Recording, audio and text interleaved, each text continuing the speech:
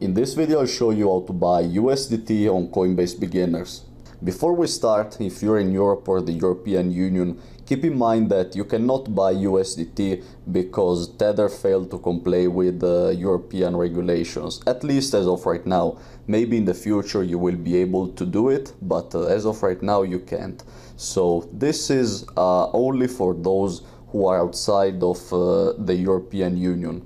So once you're on the home page, click on buy, the button at the bottom, and select and type USDT. For me, I'll click on USDC because USDT is not available for me. But you follow the same process, and instead of USDC, click on USDT. Now here you need to choose how much money you want to put in. So let's say you want to put in $100. Here type 100.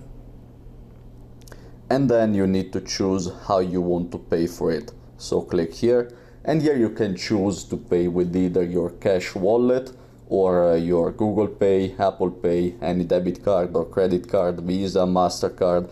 Keep in mind that your cash wallet is the best method because it has the lowest fees, and everything else has higher fees.